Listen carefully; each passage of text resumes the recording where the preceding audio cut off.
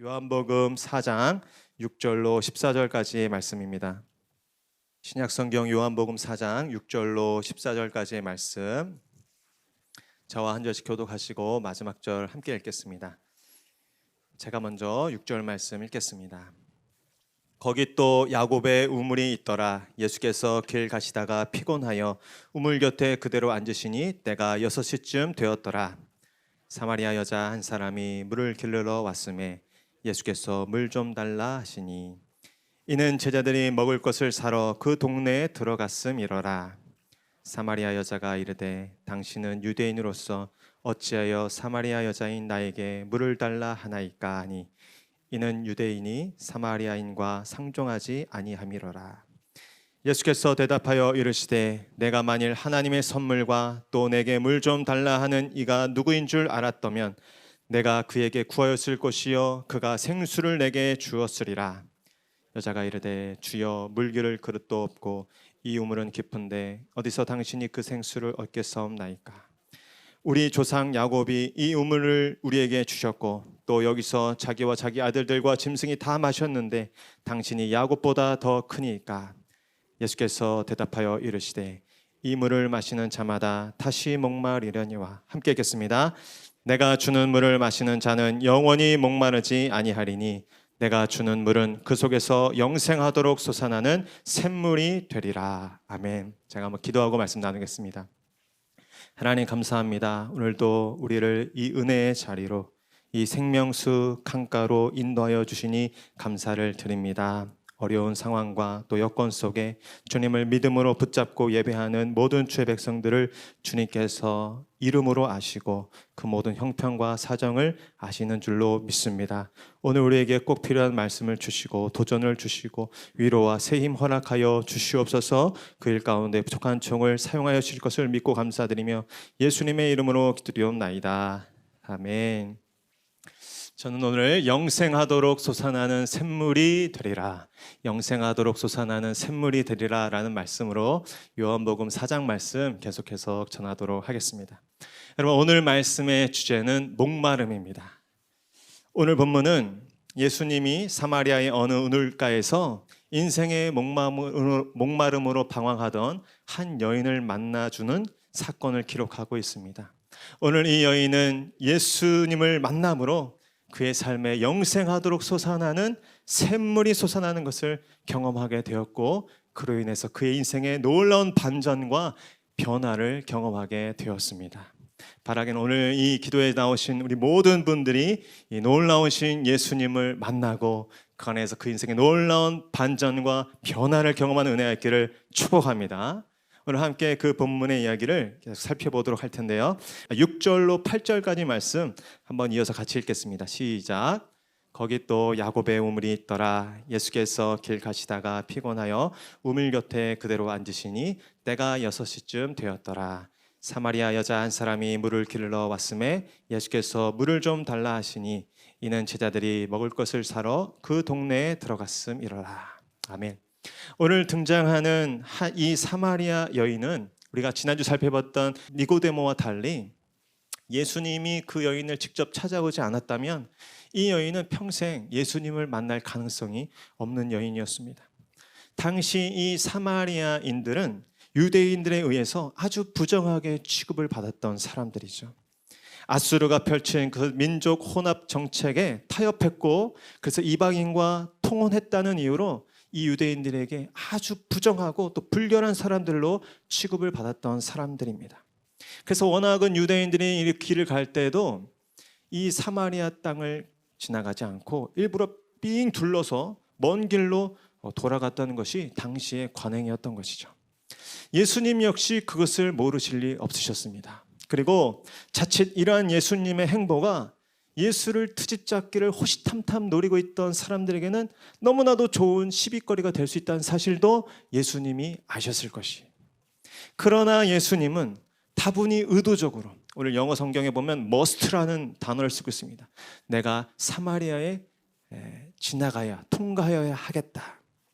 심지어 그곳에서 오늘 머물고 계시는 예수님을 보게 됩니다. 여러분, 왜 그러셨을까요? 오늘 이 땅에서 만나야 할 한 인생이 있었기 때문에, 한 여인이 있었기 때문에 예수님께서는 그 부정한 땅을 돌아가지 않고 그 부정한 땅을 찾아가셨던 것입니다.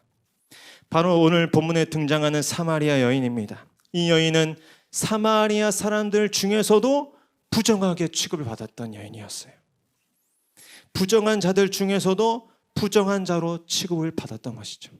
오늘 거룩하신 하나님의 아들이셨던 예수님은 부정한 땅 사마리아에 오셨고, 그 중에서도 부정한 사람들 중에서도 부정하게 취급을 당했던 이 한 여인을 오늘 만나주시는 것입니다. 아마도 예수님은 여인과 이 진지하게 대화할 수 있는 환경을 만들기 위해서 먼저 모든 제자들을 동네로 다 보내서 먹을 것을 사오게 하셨던 것 같아요.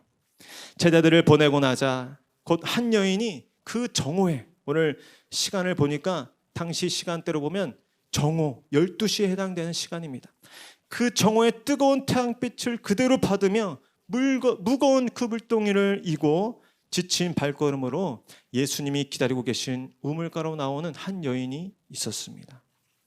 여러분, 보통 그 지역에서 물 길러 올 때는 이 중동의 뜨거운 열기를 피해 이른 아침이나 아니면 저녁 해질녘에 그 물 길러 오는 것이 보통이었고, 그 우물까지 거리가 꽤 있었기 때문에 혹시 무슨 일을 만날지 몰라서 몇몇 여인들이 이렇게 무리를 지어서 다니는 것이 보통이었습니다.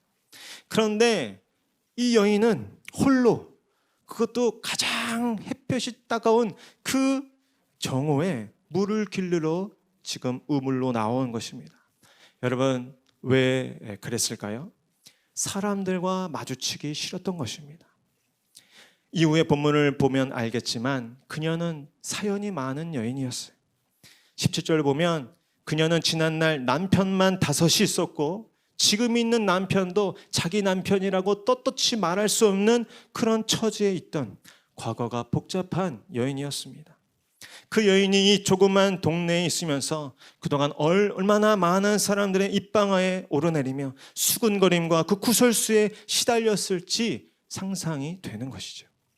사람들과 마주칠지언정 차라리 그 뜨거운 태양빛을 마주하는 것이 더 나았다고 여겼던 인생인 것입니다. 그런데 하필 그렇게 힘들게 태양빛을 맞으며 물 길러온 이 우물가에 웬 남자가 있는 것입니다. 그것도 행색을 보니까 유대인 남자였어요. 그러나 다시 돌아가기엔 너무 힘들었던 것이죠. 그리고 아마 타지인일 것이라고 여겼기 때문에 자신의 이 형편과 사정을 알 리 없다고 생각했을 것 같아요. 그냥 모른 척 급히 물만 떠서 돌아가자고 생각했던 그 여인이 물을 뜨고 있는데 글쎄 이 사내가 말을 걸어오는 것입니다. 당시로서는 길가에서 이렇게 외간 남자와 여자가 말을 섞는 것은 상상도 못하는 시대였습니다. 지금도 중동에 가면 이 차도르라고 하죠. 이 온몸을 가리는 그 옷을 입고 자신의 얼굴을 이 누군가에게 보이는 것에 대해서 아주 수치스럽게 여기는 전통이 있지 않습니까? 웬만한 여성들 같으면 아마 얼굴도 쳐다보지 못하고 못 들은 채 하거나 빨리 물 한 잔 주고 그냥 그 자리를 떴을 거예요. 그런데 이 여인도 만만치가 않습니다. 이 산전수전을 다 겪은 여인이죠. 그녀가 이렇게 대꾸합니다. 우리 9절 말씀 한번 같이 읽겠습니다. 시작. 사마리아 여자가 이르되 당신은 유대인으로서 어찌하여 사마리아 여자인 나에게 물을 달라 하나이까 하니 이는 유대인이 사마리아인과 상종하지 아니함이로라. 아멘. 그녀의 말과 태도를 보십시오. 다소 공격적인 분위기를 느낄 수 있습니다. 어쩌면 그간의 지내온 세월이 너무나 혹독하고 팍팍했기 때문에 그녀의 말과 행동에는 자연스럽게 어떤 부드러움, 어떤 여유라고는 찾아볼 수 없는 그런 모습이 되었을지 모르겠습니다. 그 기구하고 팍복한 세월 속에서 이 여인은 자신도 모르게 가시돋친 마음을 가지고 또 굳어지고 딱딱한 마음을 가진 채 살아가게 되었던 것입니다. 당신은 유대인으로서 어찌하여 사마리아 여자인 나에게 물을 달라 하나이까? 어쩌면 그의 삶에 그가 사마리아인이라는 이유 때문에 많은 유대인들에게 어떤 무시를 당했을지 모르겠어요. 특별히 유대 남성들에게 어떤 특별한 모멸감과 수치를 당했을지도 모르겠습니다. 예수님은 그러나 이 가시돋친 말로 자신을 밀어내는 이 여인에게 언짢아 하지 아니하시고 오늘 온화한 말씀으로, 그러나 분명한 말씀으로 이야기하고 계십니다. 우리 10절 말씀 함께 읽겠습니다. 시작. 예수께서 대답하여 이르시되 내가 만일 하나님의 선물과 또 내게 물 좀 달라 하는 이가 누구인 줄 알았더라면 내가 그에게 구하였을 것이요 그가 생수를 내게 주었으리라. 아멘. 예수님은 지금 단지 이 여인에게 물 한 컵 얻어먹으려고 지금 계신 게 아닌 것입니다. 지금 이 여인에게 말을 걸어오시는 나 예수가 누구고, 나 예수가 너의 그 고달픈 인생, 그 한많은 인생 가운데 어떠한 일을 행할 수 있는 분인지를 네가 깨닫길 원한다 라는 마음으로 지금 곁에 와 계신 것입니다. 예수님은 이 여인의 목마름을 아셨던 것입니다. 그리고 그녀에게 세상에 줄 수 없는 생수를 선물로 주시기 원하셨던 것입니다. 그러나 이 여인은 아직 그분과 그분이 주시는 이 놀라운 선물을 깨닫지 못하고 있습니다. 우리 11절, 12절 우리 같이 읽겠습니다. 시작. 여자가 이르되 주여 어디서 당신이 그 생수를 얻겠사옵나이까? 우리 조상 야곱이 이 우물을 우리에게 주셨고 또 여기서 자기와 자기 아들들과 짐승이 다 마셨는데 당신이 야곱보다 더 크니까. 지금 이 여인이 생각하는 가장 고상하고 또 가장 가치 있다고 생각하는 것은 이 우물이었습니다. 우물. 당시로서는 우물이 곧 생명이고 재산이고 한 마을의 중심을 차지하는 그런 소중한 것이었죠. 그리고 이 우물은 특별히 야곱이라는 이 위대한 믿음의 조상 때부터 전해 내려오는 그렇게 보존되어 오는 아주 특별한 그리고 신성한 우물이라는 것입니다. 여인은 지금 예수를 향하여 이렇게 얘기하는 것입니다. 잘난 척하지 마십시오. 당신이 이 신령한 우물보다, 그리고 이 우물을 우리에게 전해준 믿음의 조상 야곱보다 큰 사람입니까? 그보다 높은 분입니까? 이렇게 예수님께 이야기하는 것입니다. 여러분, 그러나 이것이 말이 된다고 생각하십니까? 높고 말고요, 예수님은 그 모든 것들과 비교할 수 없는 하나님이신 줄로 믿습니다. 이 우물이 문제가 아니라 예수님은 바다를 지으시고 강을 흐르게 하시는 분이십니다. 야곱이 문제가 아니라 야곱을 이 땅 가운데 태어나게 하시고 그로부터 경배를 받으신 분이 바로 이 예수님이셨던 것입니다. 그러면서 오늘 예수님은 더 이상 안 되셨는지 오늘 매우 중대한 핵심적인 말씀을 우리에게 주고 계십니다. 우리 13절 14절 말씀 큰 목소리와 함께 읽겠습니다. 시작. 예수께서 대답하여 이르시되 이 물을 마시는 자마다 다시 목마르려니와 내가 주는 물을 마시는 자는 영원히 목마르지 아니하리니 내가 주는 물은 그 속에서 영생하도록 솟아나는 샘물이 되리라. 아멘. 여기서 우리는 매우 중요한 두 가지 예수님의 핵심적인 가르침을 만나게 됩니다. 그 첫째는 무엇입니까? 세상으로는 인생의 목마름을 해결할 수 없다라는 것입니다. 저를 따시죠. 세상으로는 인생의 목마름을 해결할 수 없다. 예수님이 말씀하시잖아요. 이 물을 마시는 자마다 다시 목마르려니와. 세상이라는 우물에서 길어올리는 모든 물들은 너의 인생의 궁극적인 목마름을 결코 해결해 주지 못할 것이라는 것입니다. 삭개오가 세리장이라는 그 높은 지위를 이용해 많은 부를 축적하고 또 많은 종들을 부렸지만 그에게 목마름이 있는 거예요. 니고데모가 어렸을 때부터 율법을 배우고 또 율법의 선생이 돼서 율법을 연구하고 그렇게 가르치고 그렇게 애써 율법을 지켰지만 그에게 목마름이 있었던 거예요. 오늘 이 여인도 마찬가지입니다. 자신 안에 그 타는 듯한 목마름을 해결하기 위해서 남편 5을 바꿔오고 별짓을 다 해봤지만 여전히 목마른 거예요. 지금 있는 남편조차 자기 남편이라고 떳떳하게 말할 수가 없는 거예요. 그 목마름이 해결이 되지가 않는 것입니다. 예수님은 지난주 니고데모에게 너는 거듭나야 하겠구나 라고 말씀하시는 것처럼 오늘 이 여인을 향해서는 이렇게 말씀하십니다. 너는 참 목마른 인생이구나. 너는 참 목이 마르구나. 그러면서 또한 이렇게 위로하시는 거죠. 그동안 네가 정말 목말랐구나. 얼마나 괴로웠니? 얼마나 그 고통이 심했니? 그 목마름을 견디느라 얼마나 힘들었니? 그러나 예수님은 이 여인을 위로하시면서 단호하게 말씀하십니다. 그러나 내가 물길러온 이 우물 앞에서는 그 어떤 목마름도 결코 해결할 수 없을 것이다. 이 땅의 물은 너의 그 타는 듯한 영혼의 갈증을 결코 해결해 줄 수 없을 것이다. 잠시 잠깐의 갈증이 진정되는 것 같겠지만 너는 곧 더 큰 갈증에 시달리고 말 것이다. 여러분, 목마를 때 어떻습니까? 아무 음료나 막 마셔도 안 되는 것이죠. 목마르다고 소금물을 마시거나 바닷물 마시면 어떻게 됩니까? 더 목마르게 되는 것이죠. 제가 찾아보니까 목마를 때 탄산음료, 주스 이런 거 마시면 우리 체내에 당이 더 올라가서 결국에는 더 목이 마르다고 합니다. 이 땅의 우물들에서 길러내는 물들은 우리의 궁극적인 그 영혼의 허기와 갈증을 전혀 해결해 주지 못한다는 것입니다. 여러분, 그런데 문제는 무엇입니까? 오늘날의 많은 그리스도인들이 많은 경우에 이러한 세상의 우물들로 마치 자신의 허기와 갈증을 다 해결할 수 있을 것처럼 그렇게 믿고 그렇게 기대하며 살아간다는 것입니다. 여러분, 대학을 졸업하면 목마르지 않을까요? 아닙니다. 또다시 목마르는 것이죠. 여러분, 우리가 취업하면 목마르지 않겠습니까? 아니요. 취업해도 목마릅니다. 취업해도 다시 이직을 생각하고 번민에 빠지고. 여러분, 우리가 결혼해 보았죠. 결혼하면 목마르지 않습니까? 아니에요. 결혼하면 어떤 면에서 더 목마릅니다. 우리가 경험해서 알고 있죠. 실망하게 되고. 한 가지 오늘 우리가 말씀 속에서 분명하게 기억하게 됩니다.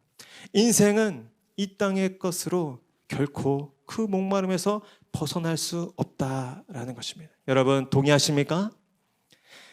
그러면 우리가 이 지긋지긋한 목마름에서 벗어나는 길은 무엇일까요? 우리 한 번 더 13절 14절 말씀 같이 읽도록 하겠습니다. 시작. 예수께서 대답하여 이르시되 이 물을 마시는 자마다 다시 목마르려니와 내가 주는 물을 마시는 자는 영원히 목마르지 아니하리니 내가 주는 물은 그 속에서 영생하도록 솟아나는 샘물이 되리라. 아멘. 여러분, 무엇입니까? 예수의 생수를 마실 때 인생의 목마름이 해결된다라는 것입니다. 저를 따르시죠. 예수의 생수를 마실 때 인생의 목마름이 해결됩니다. 아멘이십니까? 예수가 주는 물을 마시는 자는 영원히 목마르지 아니하리니. 예수가 주는 물, 그것이 무엇입니까? 다른 게 아니라 예수 그리스도 자신인 것입니다. 여러분, 예수님께서 십자가에 돌아가시는 장면, 특별히 요한복음에서는 예수님께서 우리를 위하여 물과 피를 쏟으셨다고 말씀하십니다. 우리 요한복음 19장 33절 34절을 한번 같이 읽겠습니다. 시작. 예수께 이르러서는 이미 죽으신 것을 보고 다리를 꺾지 아니하시고 그 중 한 군인이 창으로 옆구리를 찌르니 곧 피와 물이 나오더라. 아멘. 내가 주는 물을 마시는 자는 영원히 목마르지 아니하리니. 예수께서 말씀하십니다. 여기 너희들의 목마름을 해결할 물이 있다. 여기 와서 내가 너희들을 위해 흘린 내 피와 내 물을 마셔라. 이 물을 마시는 자는 이 피에 닿는 자마다 그 모든 목마름에서 해방될 것이다. 너희를 질렀던 그 죄의 매임에서, 그 정죄함과 그 속박에서 자유할 것이다. 너희 안에 그 자아가 파괴되고 자존감이 무너진 자들아, 다 내게로 와서 이 물을 마시고 그 피를 힘입어 생명을 얻으라. 오늘 예수님께서 외치시는 것입니다. 여러분, 이 생수가, 이 예수가 어떻게 우리 안에서 샘물이 되는 것입니까? 성령으로, 예수의 영이신 성령으로 그 샘물이 우리 가운데 임할 줄로 믿습니다. 우리 요한복음 3장 5절 우리 니고데모에게도 이렇게 말씀하셨죠. 우리 함께 읽겠습니다. 시작. 예수께서 대답하시되 진실로 진실로 내게 이르노니 사람이 물과 성령으로 나지 아니하면 하나님의 나라에 들어갈 수 없느니라. 아멘. 예수를 믿는 순간 성령이 그 사람의 내면에 오셔서 죄로 인해 구멍난 그 영혼을 그분의 임재로 채워주시고 우리 안에 오셔서 영원히 마르지 않는 영생하도록 솟아나는 샘물이 되어주시는 것입니다. 이 생수를 마시고 이 샘이 그 안에서 터진 자마다 죄에서 해방되고 모든 존재와 내면의 상처가 아물어지기 시작하는 것입니다. 많은 땅에 물을 대자 모든 갈라진 땅이 메꾸어지고 그 위에 새싹이 돋고 꽃이 나듯이 말입니다. 그의 인생의 좌절과 실패와 죄악으로 말미암아 갈라진 그 모든 수치심, 열등감, 비교의식, 그 모든 비교와 정죄감의 골이 메워지고 건강한 자의식과 또 삶의 의미와 활기를 회복하게 되는 것입니다.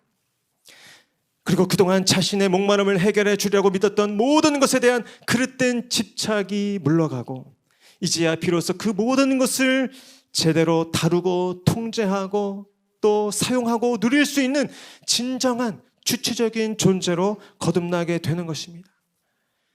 삭개오가 그렇게 많은 부와 지위를 가지고 있었지만 그 안에 존재적인 목마름이 있었어요. 자존감의 목마름, 관계의 목마름에 시달리고 있었습니다. 그러나 어느 날 뽕나무 위에서 자신의 이름을 불러주신 그 예수 그리스도를 만남으로 그의 인생이 180도로 달랐던 것입니다. 그의 인생의 모든 목마름이 채워진 것입니다. 자신의 잘못에 대해 정직하게 회개하기 시작합니다. 자신의 피해준 사람들에게 4배를 보상하기 시작합니다. 자신이 생명처럼 여겼던 전 재산의 절반을 떼어서 가난한 사람들을 위해서 사용하기 시작하는 것입니다. 오늘 온갖 열등감과 또 사람들에 대한 상처와 배신감으로 대인 기피 현상까지 이르렀던 이 상처 많은 사마리아 여인이 이후에 보면 어떻습니까? 물동이를 제쳐두고 동네 사람들을 향해서 뛰쳐가는 것입니다. 여보시오들 나를 좀 보시오. 내가 메시아를 만났어. 내가 생수를 만났어. 내 안에 샘물이 솟아났어 라고 고백하면서 그 사람들을 향해서 달려가는데 자신의 상처가 얼마나 컸던지 저 사람들이 나에게 얼마나 많은 모멸감과 무시를 줬든지 전혀 상관이 없는 거예요. 그 예수로 말미암는 치유와 회복과 그 생수의 은혜가 그의 삶을 완전히 새롭게 했던 것입니다. 여러분, 이 감격과 이 기쁨과 또 이 열정이 오늘 우리의 삶 가운데도 다시 회복되기를 축복합니다. 이 놀라운 생수의 은혜가 영원토록 솟아나는 샘물이 우리 안에서 솟아나는 은혜가 오늘 우리 가운데 나타나기를 축복합니다. 이 생수가 그에게 있고 이 솟아나는 샘물이 있는 사람은 어떤 사람입니까? 비교하지 않는 사람입니다. 오늘날 많은 사람들이 자신의 있는 그대로의 삶을 감사하며 살지 못한 채 항상 비교의식과 그 열등감에 빠져 살아가는 것이요. 모두 다 이 목마르다는 증거고 이 세상이 그렇게 메말랐다는 증거입니다. 이 사단과 이 세상은 우리 안에 결코 만족을 주지 않습니다. 여러분 어떻습니까? 은메달을 따도 만족이 안 되는 거예요. 오히려 화가 나는 거예요. 그리고 어떤 세상입니까? 1등이 아니면 의미가 없다. 그래서 온갖 수단과 방법을 가리지 않고 1등이 되기 위해서 그 16살도 안 된 그 소녀가 약물을 주기적으로 투여해서 그렇게 이 점프하는 기계가 돼서 이 1등을 하겠다고 하는 세상이 바로 우리가 살아가는 세상입니다. 얼마나 메마른 세상입니까? 얼마나 각박하고 얼마나 목마른 인생입니까? 여러분, 해마다 조사하는 행복지수라는 게 있습니다. 나라마다 그 국민이 얼마나 행복한지를 지는 지표인데 자세한 자료는 아니지만 제가 알아본 통계에 의하면 2010년도에 조사했을 때 1위를 한 국가가 있어요. 전혀 의외였던 국가. 이 부탄이라는 국가가 정말 가난한 국가인데 행복지수가 1위인 거예요. 그래서 사람마다 와 그래 이 행복은 이 경제의 순위 아니구나. 그런데 여러분 최근에 조사한 2020년도의 자료에 부탄이 행복지수를 몇인지 아세요? 95위로 아주 내리막길 갔다고 합니다.